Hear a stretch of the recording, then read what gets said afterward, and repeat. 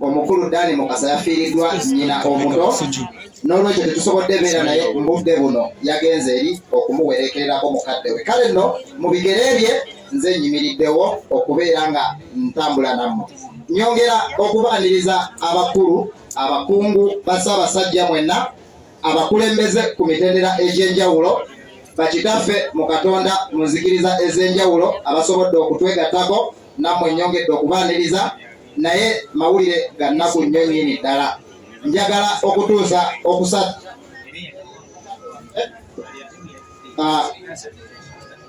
omukulu Haji okufiirwa muganda waffe ono kitalo nnyo nnyini ddala neri baganda baffe bonna abafamire mbyobukulembeze mu nzikiriza mikwano tunyoleddwa nnyo naye bannakibuga balina enjogera egamba nti ebigambo bibeere bitono. Mikwano njagala kubakwasa Omukama Katonda yekka yasobola okutuddizawo buli muntu nga bw'ataddemu kitalo nnyo kitalo ddala omukolo siyinza gugaana agenda mu maaso. Mikwano ffenna lyekkubo. Kale nno kambaagaliza ekiseera ekirungi nsigadde mpima Daniel omumyuka w'omukulembeze w'ekyalo kino Kaddunda neyanziza neyanzeege. Mu ngeri y'emu nsaba era nyongera okusaba bannamawulire tugenda kutandika speeches ez'enjawulo bwe positioning mu kifo ekituufu tusobole okulaba stage omusobola okubanga mukola ekifaananyi ekinyuma tuleme omuntu kubeera mu maaso ga munne omulala muli mu nsonda.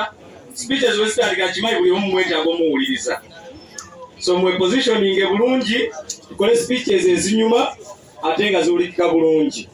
Neyanziza basebo ne bannyabo era obubaka obw'enjawulo obw'okusaasira awamu n'okukubagiza Honorable Namayanja Nsereko awamu ne ow'ekitiibwa Nsereko Charles Kawuma nabo batuusa okusaasira kwabwe eri mutuuze munnaabwe Haji Nadduli olw'okufiirwa mutabani waffe kitalo nnyo kitalo ddala era bakudde mu nsalo ne bajjamu amabugo ga siringisi akakadde kalamba era nga bazitisse RDC w'Eluweero ow'ekitiibwa bwabye ajja kubeera nga azituusa ewa Haji.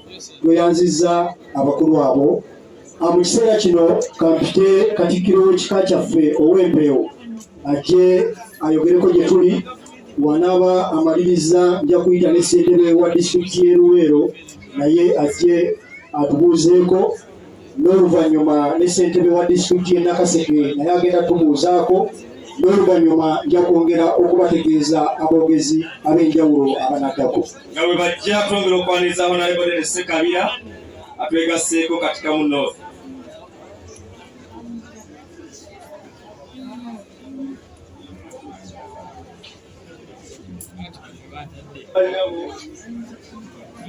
Bakungubazi bannange mwenna Omutaka Haji Abudu Nadduli amidde wano nze Waggala Joseph Lubanga kika kyaffe eky'Empeewo ng'atumiddwa jjajjaffe Omutaka Kijje ng'atuuse okusaasira sebo Omutaka Nadduli jjajja antumye n'akusaasira nnyo olw'okuviibwako omuzzukulu ono Jakana Nadduli.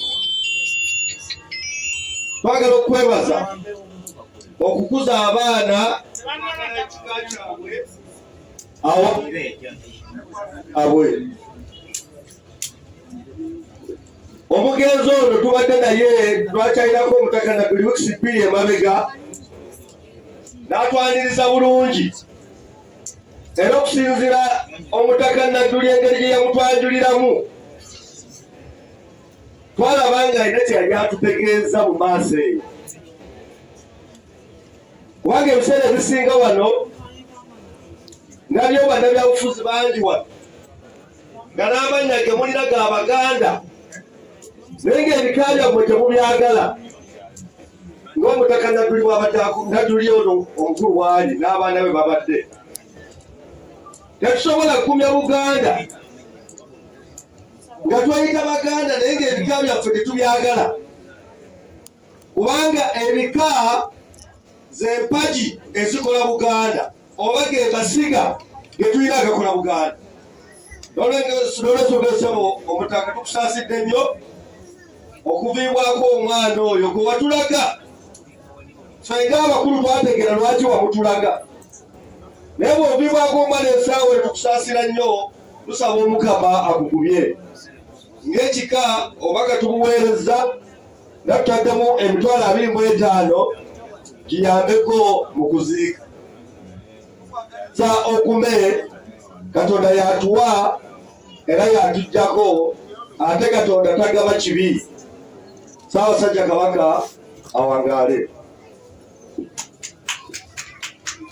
Tweyanziza nnyo ssebo mukadde waffe Katikkiro w'ekika ky'Empeewo era obubaka bwo bubadde bw'amaanyi naddala eri abazzukulu era tusaba buli muvubuka ali wano obubaka obwo butwalenga ekyensonga era nsaba newankubadde tuli mu nnaku naye tukubire Katikkiro w'ekika ky'Empeewo olw'ebigambo byatubuulidde kubanga Katikkiro wa Buganda awamu ne Ssaabasajja Kabaka bwe bumu ku bubaka bwe batuwa bwe tulina okutambulira naddala abazzukulu. Mu kiseera kino bassebo ne bannyabo twaniriza abakulembeze ab'enjawulo twagala okwaniriza ssentebe w'eggombolola y'e Semuto Sub-County omukulu Kibirige Lawrence Masantiri nawe tukwaniriza we bali kujja. Twaniriza abakulembeze bakansalazi mwenna ku levo ey'eggombolola ne disitulikiti abakiise abakiika ku lukiiko lwa Nakaseke district awamu ne honorable councillors n'abakiika ku lukiiko olukulu olwa disitulikiti y'e Luweero mwenna tubaniriza bassebo ne bannyabo. Twagala okwaniriza omubaka eyaliko omubaka omukyala owa Luweero district honorable Rebecca Nalwanga naawe tukwaniriza we bali kujja limuko wubireko ku bantu we bali kujja okutuwerekerako muganda waffe. Mu kiseera kino bassebo ne bannyabo olw'okuba nti ebiseera bigere twagala okutwala omukisa guno okuyita ssentebe wa disitulikiti y'e Luweero ow'ekibiina ky'NRM omukulu Ndawula kubanga Agi yali mukamaawo ojje obuuze ku bantu n'oluvannyuma ne ssentebe wange ow'e Luweero nga naye bw'asembera wano wabulire ekiddako. Sebo tukwaniriza nsaba tukuwe ekkubo nga wajja twagala okwaniriza Deputy Kao wa Luweero district saba naye atuwubireko ate era mu ngeri y'emu nyaniriza Deputy Secretary General w'ekibiina ky'FDC omukulu Kayijja naye atwegasseeko katwanirize ssentebe waffe ayogereko gye tuli. Bakungubazi bannange mwenna mukadde waffe Haji buli muntu ali wano mu kiti kye kitalo ddala olw'okufiirwa muganda waffe faayo mu by'obufuzi. Nze ng'omuntu nina ennaku nnene olwa taata wange kubanga mbadde mpulira byazayogera. Mu lutalo yafiirwa abaana bameka? 4 lwa lutalo